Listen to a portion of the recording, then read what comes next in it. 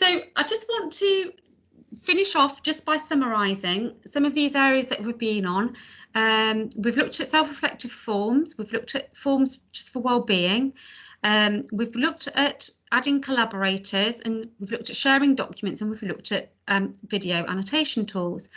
So I don't know whether you want to unmute your mics now and let me know your thoughts on any of those areas. If you think that now perhaps you could use some of those, or it might take a little bit of thought and some discussion with colleagues, let me know your thoughts. So Angela, have you got any thoughts on any of those?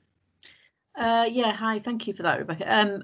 I certainly the forms I definitely want to explore. I already had that on my sort of list of something I wanted to go into more, but I really like the idea of developing that into self-reflective forms. Yeah. And also the survey. I hadn't clocked about using IP for survey. I think we could use that in the future, possibly for more, those more regular sort of small pulse type surveys. Sure.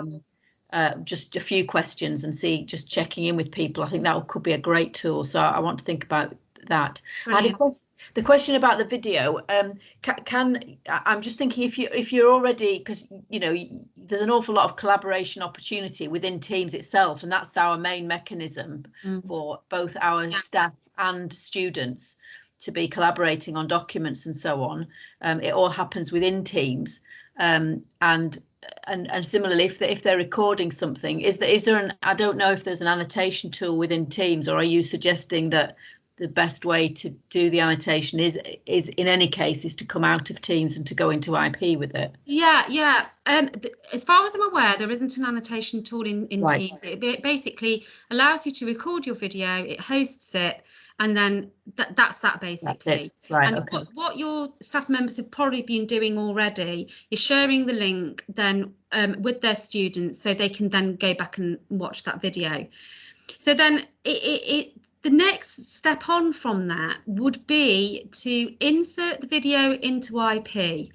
And if you think about it, it's a piece of evidence. It's a piece of evidence for that teacher that they've taught that lesson, they've taught it in a certain way, they probably included and tried to include interaction from their students, etc., etc.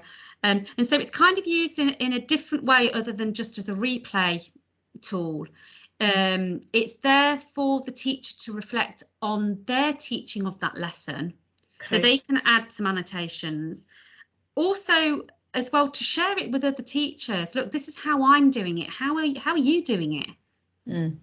And also, then, if necessary, to share it with a coach, a mentor, and/or line manager for a little bit of support. Traditional support in their teaching and learning. So it's moving on really from just being able to show a straight recording. Yeah, no, I understand. That's good. And it might be that there's just one focus of that lesson that they wanted to share with their coach and mentor. So using the annotation tool could literally just simply be, this is the bit that I want you to have a look at. What did you think of? So it could be edited, in other words, you're saying just a small part of the lesson. They could cut the rest out and just say focus on that particular bit and say yeah. Absolutely. And so then whoever they've shared it with, whoever they want to glean some insight from, they would just jump straight to that bit, and they could put their comments on it. So then it's working more now as a development tool. Yeah. No, that's really good. Thank you. These are all good ideas. Brilliant.